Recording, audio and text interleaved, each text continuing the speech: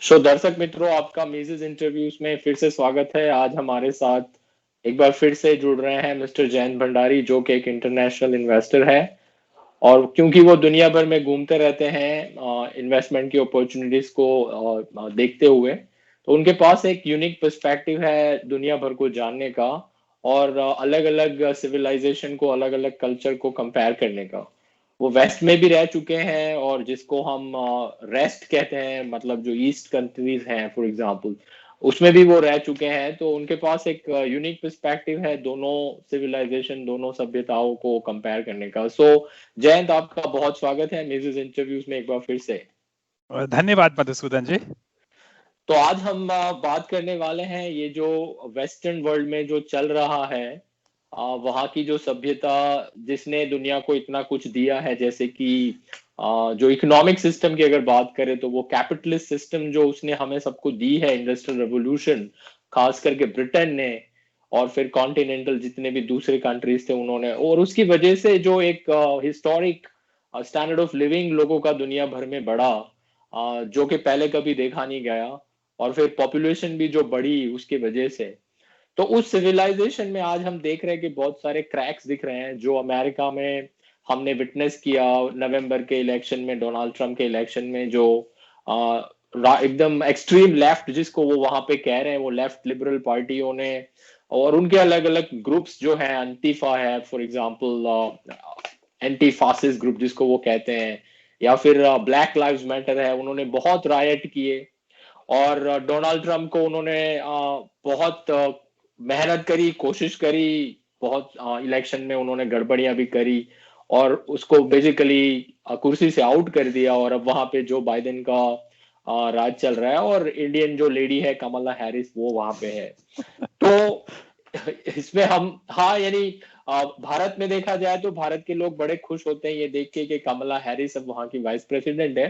But जैसे कि आप और मैं भी जानता हूं कि इंडियन का वाइस प्रेसिडेंट होना एक एक बात है, पर वो क्या वैल्यूज कैरी करती हैं अमेरिका के लिए, वो एक अलग बात है। बिकॉज वेस्ट और ईस्ट जो भी है, रेस्ट है, उसकी कल्चरल वैल्यूज बहुत डिफरेंट है। तो आप जरा हमें बताइए कि जो वेस्टर्न वर्ल्ड में जो डिक्लाइन हम देख रहे हैं अभी, वो वो वो उसके बारे में थोड़ा बताएं, फिर उसके कॉजेस के बारे में समझने की कोशिश करेंगे। तो मधुसूदन जी, मैं पहली बार इंग्लैंड गया था करीब 30 साल पहले, और करीब 30 साल से मैं अधिकतर समय विदेशों में रहा हूँ, पश्चिमी देशों में रहा हूँ। और एक चीज मैंने देखी थी पहले दिन से लेकर आज तक के, कि पश्चिमी देशों में एक सभ्यता है। आप अगर जाते हैं कहीं तो कोई आपके लिए दरवाजा खोलता है, आपसे प्लीज बोलता है, आपसे थैंक यू बोलता है, अपने वादे को निभाता है। बिजनेसेस में आप जब किसी से कॉन्ट्रैक्ट करते हैं तो मैं लगभग हर समय सिर्फ आदमी की बात पर विश्वास करके कॉन्ट्रैक्ट करता हूं, उसको लिखा पढ़ी करने की मुझे जरूरत नहीं होती। और मधुसूदन जी, जो मैंने देखा है कि जब मैं पहली बार यूके गया था, एक अजीब सी चीज देखी थी कि वहां का कुत्ता भी आप पर फालतू में नहीं भौंकता। खुखार से खुखार कुत्ते आपको दिखते हैं, लेकिन वो भी आप पर काटते नहीं है, आप पर भौंकते नहीं है। तो उस तरह की सभ्यता है वहां की, जो कि वहां के जानवरों में भी आपको दिखती है। और आज की तारीख में भी पश्चिमी देश सभ्य देश हैं। लोग आपसे पोलाइटली बात करते हैं, आपसे ईमानदारी से व्यवहार करते हैं। अब संबंधों में और बिजनेसेस में हर जगह मुझे ईमानदारी दिखती है, लोग प्लीज और सॉरी बोलते हैं, और ये चीज आपको लगभग हर समय पश्चिमी देशों में दिखती है। लेकिन एक अजीब सी चीज हो गई है मधुसूदन जी, पिछले आप बोलिए 60 साल में हुआ है या पिछले 100 साल में हुआ है। अमेरिका की जो और बाकी पश्चिमी देशों की जो गवर्नमेंट्स हैं, जो कि इंस्टीट्यूशंस हैं, वो बदलने लगी हैं। ये जो इंस्टीट्यूशंस थी, जो कि गवर्नमेंट्स थी, वो एक समय पर और अधिकतर समय तक उनको वो एक अच्छे लोग उसमें आया करते थे, उसमें उस तरह के लोग आया करते थे जो कि काबिल हुआ करते थे। डेमोक्रेसी और कई और कारणों के कारण अब वो चीजें बदल गई हैं। आज की तारीख में एक पश्चिमी आदमी जो है वो काफी समृद्ध है, वो काफी खुश है, उसके पास किसी चीजों की समस्या नहीं है, तो वो हो सकता है ज्यादा रिस्क नहीं लेना चाहे और वो सिर्फ शायद पोलाइट दिखना चाहे। उसका मतलब यह है कि वो आज ऐसे लोगों को इलेक्ट कर रहा है जो कि दिखने में अच्छे दिखें, ताकि वो ये बता सके कि वो लोग जो काले हैं या हिंदुस्तानी हैं या कलर्ड लोग हैं, उनको भी अपना वाइस प्रेसिडेंट या प्रेसिडेंट बना सकते हैं। तो आज की तारीख में जो मैं देख रहा हूं कि इंस्टीट्यूशंस जो वेस्ट की हैं, पश्चिमी देशों की, वो काफी तेजी में खराब होती चली जा रही हैं। जैसे मैंने पहले बोला, पश्चिमी देश बहुत सभ्य देश है, आज भी बहुत सभ्य देश है। पुलिस वाला आपको सड़क पे रोक नहीं सकता, रोकता है तो आप उसको चैलेंज करते हो, आप उससे पूछते हो कि आपको क्यों रोका। उसके पास कोई अधिकार नहीं है कि वो आप पर हाथ लगा सके। वो अभी भी पश्चिमी देशों की हालत है, लेकिन जो खास इंस्टीट्यूशंस हैं, जो कि गवर्नमेंट हैं और इंस्टीट्यूशनल नेटवर्क है, उसके जो लोग हैं वो बहुत तेजी में बदलते चले जा रहे हैं, जिससे आप ये पक्का कंक्लूजन ले सकते हैं कि पश्चिमी देश बहुत तेजी में गिरावट पर आएंगे, बहुत तेजी में उनकी इकोनॉमी खराब होगी और बहुत तेजी में कल्चरली और सामाजिक रूप से उनमें बर्बादी आएगी।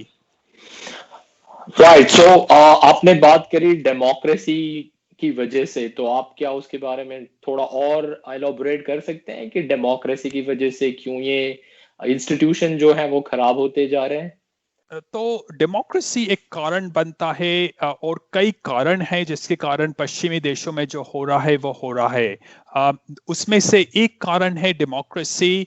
नाउ मधुसूदन जी, अगर आप देखते हैं अमेरिका में जब पहली बार डेमोक्रेसी आई, तब करीब 5 या 6% लोगों को अधिकार था वोट देने का। वो लोग माने जाते थे जिन पर संभावना ज्यादा थी कि उनको दुनिया कैसे चलती है समझती थी, जिनके पास प्रॉपर्टी हुआ करती थी, जो कि टैक्स दिया करते थे, या जिनका समाज में नाम हुआ करता था। तो 5-6% लोगों को वोट देने का अधिकार था। समय के साथ साथ ये वोट देना आज लगभग 80% लोगों को, 70% लोगों को अधिकार है वोट देने का। यानी कि जिनकी उम्र 18 साल से ऊपर है, उन सारों को वोट देने का अधिकार है, चाहे वो यूनिवर्सिटी में जाते हो या स्कूल में जाते हो या फेल होते हो या उनके पास जॉब ना हो या कि सरकार पर निर्भर हो, या ये भी हो सकता है कि वो अच्छे लोग हों लेकिन उनको दुनिया कैसे समझती है या नहीं समझता ना। समस्या क्या है मधुसूदन जी कि अधिकतर लोगों को दुनिया भर में, एक मेजॉरिटी को दुनिया कैसे काम करती है या समाज कैसे चलना चाहिए, इसमें उनकी कोई रुचि नहीं होती है। उनकी रुचि यह होती है कि हमें सरकार से क्या मिल जाए। उनको उनको अच्छा दिखने की खुशी इच्छा होती है। वो ये बोलेंगे कि हाँ, ज्यादा से ज्यादा स्कूल हो, कॉलेजेस की एजुकेशन मुफ्त हो। अब तो वो लोग बड़ी बड़ी बातें सोचते हैं, यह नहीं सोचते कि उसके लिए पैसा कहां से आएगा। और ये जो सोच है, अगर इस तरह की वोटिंग पब्लिक है, तो आप ये देखिए कि राजनेता जो आएंगे वो आएंगे जो झूठी झूठी प्रॉमिसेस करते हैं, झूठे वादे करते हैं, जो कि वो या तो इम्प्लीमेंट नहीं कर सकते या ऐसे वादे करेंगे जिससे कि नुकसान ज्यादा होगा, फायदा कम होने, फायदा के बजाय। तो डेमोक्रेसी जो यूनिवर्सल सफरेज है, यानी कि सारे लोगों को जो वोट देने का अधिकार है, मेरे ख्याल से सबसे गंदी चीज है वोट देने के लिए, क्योंकि सरकार बनाने के लिए, क्योंकि अधिकतर लोग गलत कारणों से बिना समझे वोट देते हैं। और आप ये पक्का मान लीजिए कि आपके जैसे लोग मधुसूदन जी, जिनकी रुचि है दुनिया कैसे काम करने की, आपका वोट सिर्फ एक वोट है और बाकी लोगों के वोट 100 हैं, तो आपके वोट का कोई पे फर्क नहीं पड़ता। दूसरी बात एक बहुत बड़ी हो गई है कि पश्चिमी देशों ने पश्चिम के बाहर से बहुत सारे लोगों को अंदर ले लिया है, जिसका मतलब यह है जिसका हाँ, मतलब तो ये है कि इमिग्रेशन की बात करेंगे हम। हाँ, हाँ। हाँ जी, हम्म, तो हम्म, उसके कारण अब जो करीब करीब अब 40 से 50% आज अमेरिका के लोग यूरोप से नहीं आए हुए लोग हैं। और दुख की बात मधुसूदन जी यह है कि ये जो लोग हैं, मैं जिसमें हिंदुस्तानियों को भी मानता हूं, वो अपने ट्राइबल तरीके से वोट देते हैं। वो उस तरह से वोट देते हैं जिस तरह वो हिंदुस्तान में वोट देते थे, जिस तरह वो अफ्रीका में वोट देते थे। और उसके कारण ये सारी इंस्टीट्यूशंस पश्चिम की बिगड़ती चली जा रही हैं। और भी कई कारण हैं, लेकिन मैंने आपको 2 कारण बताए यहाँ पर। राइट। सो इसमें इमिग्रेशन का, और अगर हम थोड़ा और पीछे जाएंगे कि इमिग्रेशन क्यों अलाउ किया जा रहा है, तो मेरे ख्याल से वाइट पॉपुलेशन में भी सारे ऐसे नहीं है जो वेस्टर्न वैल्यूज पे बिलीव करते हैं, जैसे कि इंडिविजुअल हो गया, इंडिविजुअलिज्म हो गया, इंटीग्रिटी, ऑनेस्टी हो गई। क्योंकि वहां भी थोड़े बहुत लोग ऐसे हैं जो जो करप्ट हैं और जिनको पावर चाहिए। तो यही पॉलिटिकल पार्टियां हैं जो फिर इमिग्रेंट्स को अलाउ करी, जैसे कि हम अभी कनाडा में देख रहे हैं। उन्होंने दरवाजे खोल दिए और फिर ये देख नहीं सकते हैं कि कौन से लोग आ रहे हैं। दूसरी एक जो बात बड़ी अभी वेस्टर्न वर्ल्ड में हम देखते हैं, और जिसके बारे में आप भी बहुत बात करते हो, वो है पॉलिटिकल करेक्टनेस। सो आप जरा उसके बारे में हमें थोड़ा बताइए कि कैसे ये पॉलिटिकल करेक्टनेस जो है, जिसकी वजह से ये इंस्टीट्यूशन खराब हो रहे हैं और वेस्टर्न सिविलाइजेशन धीरे धीरे डीके होती जा रही है। तो आज की तारीख में स्थिति इतनी खराब हो चुकी है अमेरिका जैसे देशों में कि अगर कोई गोरे आदमी ने किसी औरत को लेकर, किसी लड़की को लेकर या किसी रंग वाले को लेकर कुछ बोल दिया, तो उसका जॉब तुरंत चला जाता है, उसके दोस्त तुरंत चले जाते हैं, उसके उसके परिवार वाले उससे बात करना बंद कर देते हैं। आप, इसका मतलब यह हो गया है कि आज की तारीख में आप एक गोरा आदमी, खासतौर से गोरा मेल, किसी के बारे में कुछ ऐसा नहीं बोल सकता जिसके जो या तो महिला हो या रंग वाला आदमी हो। उसके कारण होता क्या है मधुसूदन जी कि आदमी का के जो लिप्स हैं बंद हो गए हैं, क्योंकि वो खुलकर बात ही नहीं कर सकते। तो उनको उनको हर वक्त डर रहता है कि कहीं मैं ऐसा ना बोल दूं कि ऐसा लगे कि मैं इस्लामोफोबिक हूं या इंडियन फोबिक हूं, या मैं महिलाओं को मैं कुछ गलती देखता हूं। तो उसके कारण हो क्या गया है कि रंग वाले जो लोग हैं और महिलाओं हैं, उन पर कोई काबू नहीं है, क्योंकि उनको मालूम है कि कोई उनसे अब कुछ कहता नहीं है, तो वो जो कहना चाहे कह सकते हैं। तो एक काली औरत अगर रेसिस्ट हो जाती है, वो गंदी बातें करती है और एक गोरे आदमियों को मार डालने की बात करती है, तो उसको कोई कुछ नहीं कहता। जबकि एक गोरा आदमी छोटी से छोटी बात भी नहीं कर सकता महिलाओं के लिए और रंग वाले लोगों के लिए। सो आई थिंक मैंने जो देखा है पॉलिटिकल करेक्टनेस में, मुझे ऐसा लगता है कि इन लोगों के दिमाग, ये जो आप बता रहे हैं वाइट मेल हैं या वाइट फीमेल है, उनके दिमाग में ऐसा ठसाया गया है, उनको बताया गया है कि वाइट लोगों की वजह से दुनिया के जितने भी सारे लोग हैं वो गरीब हैं या वो पिछड़ गए हैं। सो किन्हीं वजह से वो उनके लिए रिस्पॉन्सिबल है, तो उनमें वो एक गिल्टी फीलिंग आती है और फिर वो कोशिश कर रहे हैं कि हम इनको और हर्ट ना करें। जैसे अभी एक वर्ड चलता है वेस्टर्न वर्ल्ड में, वाइट प्रिविलेज का, कि वाइट होना एक प्रिविलेज है। तो ये गिल्टी फील कर रहे हैं और इसी वजह से वो कोशिश कर रहे हैं कि वो ज्यादा से ज्यादा दूसरे कल्चर के लोगों को भी अपने अंदर लाने की कोशिश करें। और इसमें हो ये रहा है कि दूसरे कल्चर के लोग कैसे हैं वो उन्हें पता नहीं है, वो उनको ब्लाइंडली ट्रस्ट कर रहे हैं। उन्हें लग रहा है कि जो भी आ रहे हैं वो सब अच्छे ही होंगे, बट जैसे आप भी जानते हो और मैं भी जानता हूँ कि ऐसी बात बिल्कुल नहीं है। अगर हम भारत में रहते हैं तो हमें पता है कि हम दूसरों के साथ किस तरह से बिहेव करेंगे या कितना केयरफुल रहेंगे, बिकॉज जो आदमी दिख रहा है वो वैसा है नहीं। तो आप हमें बताइए कि इसमें से क्या दुनिया को क्या लेसन सीखना चाहिए। वेस्टर्न वर्ल्ड ऊपर आया और अब जो कोलैप्स कर रहा है, तो अगर किसी समाज को आगे बढ़ना है, प्रोग्रेस करना है, तो उनको क्या लेसन इसमें से सीखना पड़ेगा। तो अब एक बात मैं आपको कहूंगा कि मैं जब पहली बार इंग्लैंड गया था तो मेरे को एक अजीब सी चीज समझ आई थी कि वहां का आदमी सच बोलता है। वो वो सच इसलिए बोलता है क्योंकि सच बोलना उनकी प्रथा है। मुझे काफी समय लगा ये समझने के लिए, क्योंकि हिंदुस्तान में लोग वो बोलते हैं जो कि अच्छा लगता है, ना कि जो कि सच होता है। अब और दूसरी बात जो मैंने देखी है विदेश पश्चिमी लोगों में, कि वो अपनी गलती बहुत जल्दी मान लेते हैं। तो आप उनको दोष देते हैं तो वो तुरंत मान लेते हैं कि हाँ, हो सकता है हमने गलत करा हो। तो और ये हम लोग हैं दूसरी तरफ हिंदुस्तानी अफ्रीकन, वो कभी ये नहीं बोलते कि हमने कभी कोई गलती करी है। हम लोग हम हिंदुस्तानी जैसे कि हर वक्त ये बोलते हैं कि हमारे से महान कोई देश नहीं रहा हो। जबकि आप अगर अमेरिका वाले से जाके बोले कि आपका देश खराब है, तो वो सारे बोल देंगे कि हाँ, हमारा देश खराब है। तो उनमें एक नम्रता है जो कि एक बहुत अच्छी चीज है। नाउ मधुसूदन जी, कई चीजें हैं जिसके कारण पश्चिमी देशों से हमें सीख मिल सकती है कि क्या कारण है जिसके कारण इनकी खराबी हो रही है। एक तो डेमोक्रेसी जो है बहुत खराब सिस्टम है।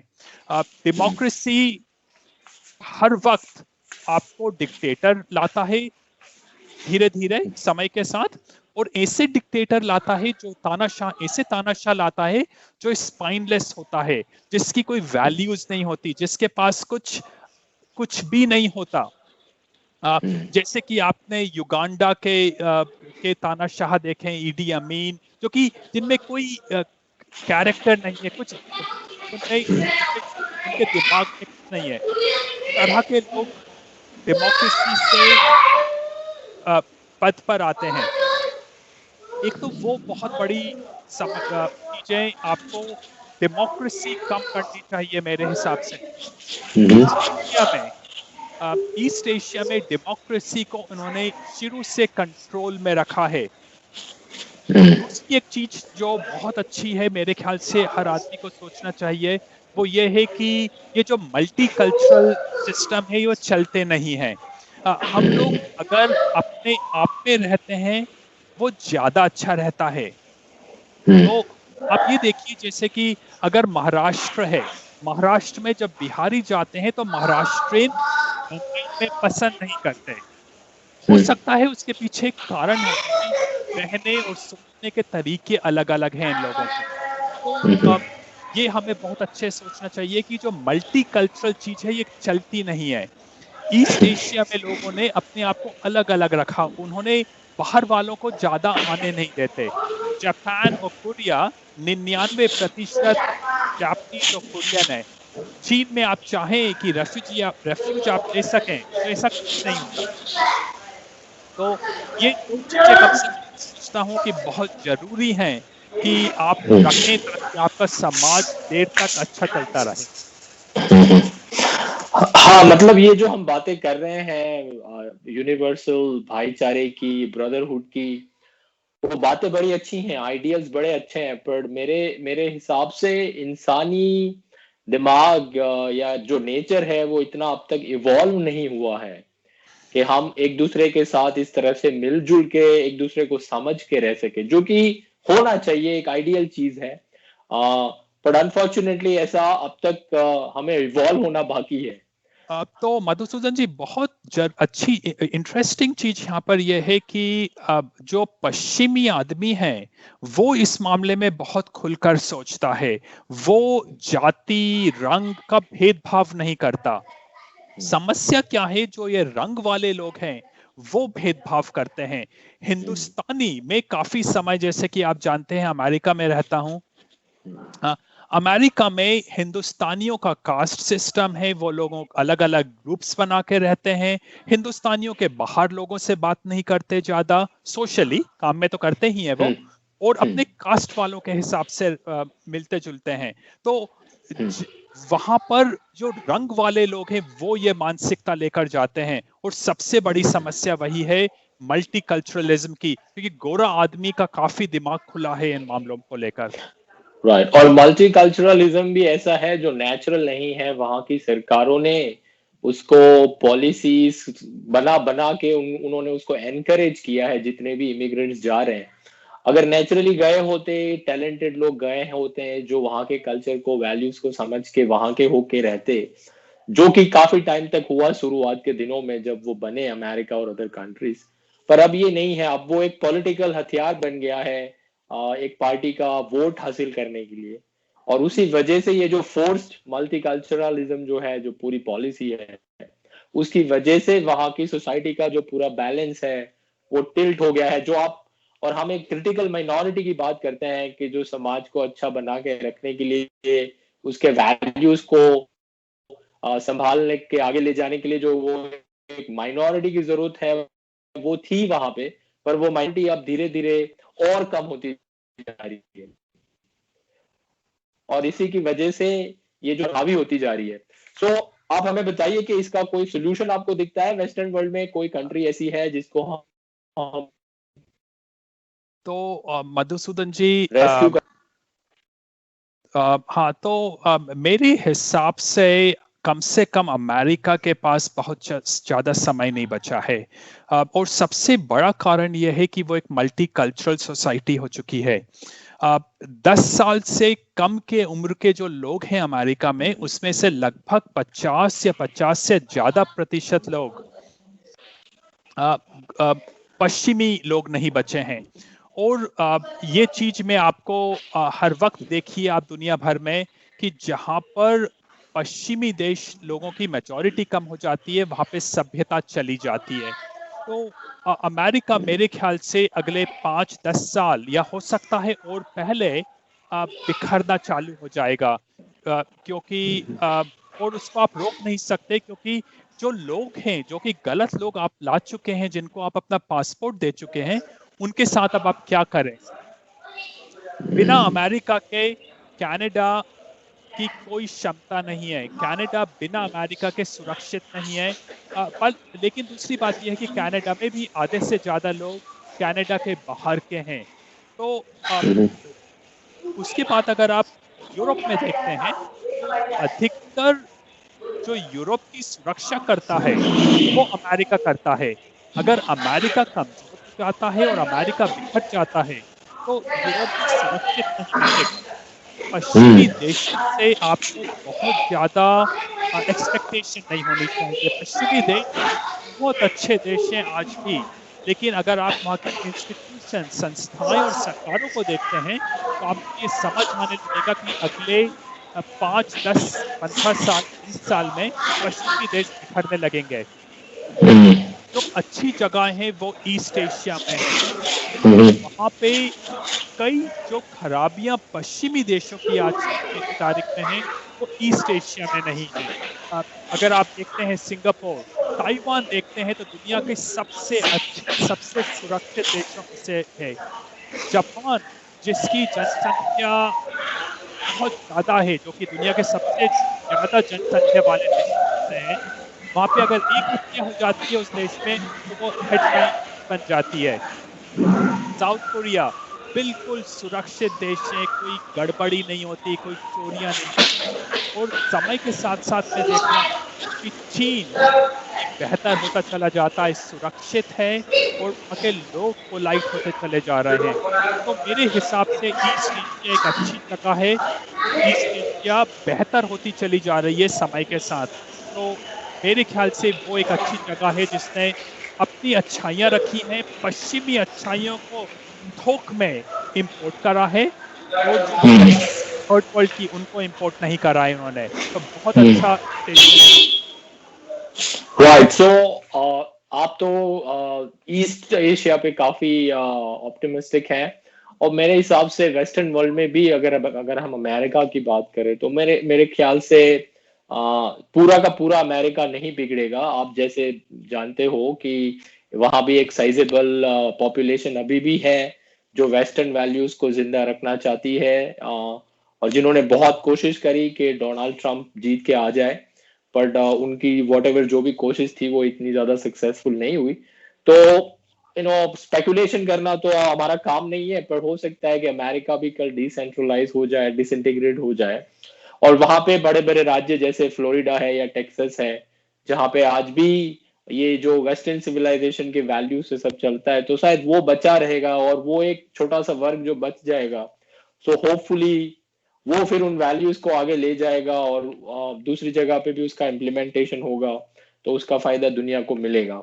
अब भारत की बात आज नहीं करेंगे। हाँ, आप कुछ कहना चाह रहे हैं? तो आप जो बहुत बोल रहे हैं बहुत सही बात बोल रहे हैं। मेरे हिसाब से अमेरिका के टुकड़े हो जाएंगे, अमेरिका बिखर जाएगा। टेक्सास, फ्लोरिडा जरूर दो बहुत अच्छी जगहें हैं। और एक नॉर्दर्न मिडवेस्ट जो अमेरिका का है, Wyoming, Utah, south Dakota, north Dakota, Yeah. जो कि बड़े अच्छे जगह हैं जहाँ पे कि वो अपनी जो यूरोप की इतिहास, पुरानी जो कल्चर है, जो समाज की प्रक्रिया है, वो अभी भी चल रही है उन जगहों पे। तो मेरी इच्छा, आशा ये है कि वो लोग अपने आप को प्रिजर्व कर पाएंगे शायद, और हो सकता है बहुत अच्छी जगह रहे। क्योंकि मधुसूदन जी, बात यह है, सच्चाई यह है कि एक अमेरिकन में जो अच्छाइयां हैं वो दुनिया में कहीं और नहीं है। अमेरिकन आदमी लड़ता है सही चीज के लिए, अमेरिकन आदमी में पैशन है, अमेरिकन आदमी में ताकत है, अमेरिकन आदमी में सोच है कि वो सही बात के लिए खड़ा होता है। मैं जब अमेरिका में रहता हूं तो इसलिए सुरक्षित महसूस नहीं करता क्योंकि वहां की पुलिस अच्छी है।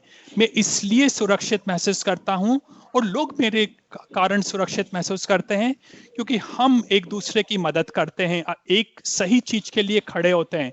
तो बिल्कुल आप सही बोल रहे हैं कि अमेरिका शायद टूट जाएगा, और जो अच्छे लोग हैं वो बोलेंगे कि हम अलग देश अपना बना लेंगे। लेकिन समस्या यह है कि प्रक्रिया जो होगी वहां तक पहुंचने की, वो बहुत गंदी होगी, जो कि हो सकता है सिविल वॉर हो उसके कारण। तो अभी बिखरेगा अमेरिका, और बहुत दुख और दर्द है अमेरिका के समाज में, जब तक कि एक नया ऑर्गेनाइजेशन ना बन पाए। जी, वैसे अमेरिका के पास शांतिपूर्ण रूप से अलग होने के कॉन्स्टिट्यूशन में सारे अरेंजमेंट है, बट जैसे आप भी समझते हैं कि जो पार्टी अलग नहीं होना चाहती है, जो लोग दूसरों को कंट्रोल करना चाहते हैं, जो दूसरों को अपने तरह से जीना नहीं देना चाहते हैं, फिर वो अमेरिका हो या भारत हो या दुनिया का कोई भी देश हो, वो डेफिनेटली जबरदस्ती करने वाले हैं अगर हम बोलेंगे कि हमें अकेला छोड़ दो और हमें अपने तरह से जीने दो। तो इसका मतलब यही होगा कि जो अच्छे लोग हैं उन्हें अपने आप को डिफेंड करना पड़ेगा, क्योंकि अहिंसा तो वो भी होती है कि अपने आप को डिफेंड किया जाए। आपको कोई मारने आए और आप चुपचाप बैठ के देखते रहेंगे, उसको अहिंसा नहीं कहते। गांधी भी उसको अहिंसा नहीं मानते थे। सो लेट्स सी, होपफुली इतना ज्यादा वायलेंस ना हो एटलीस्ट अमेरिका में। बट देखते हैं क्या होता है। और जैसे मैंने कहा कि भारत की बात आज नहीं करेंगे, भारत की बात के लिए आपको हम वापस फिर से बुलाएंगे। तो जयंत, आपका मेजर इंटरव्यूज में आके ये वेस्टर्न सिविलाइजेशन की कोलैप्स पे जो आपने इतना अच्छा फोकस डाल के हमको बताया, उसके लिए आपका बहुत शुक्रिया। शुक्रिया मधुसूदन जी, मुझे बुलाने के लिए।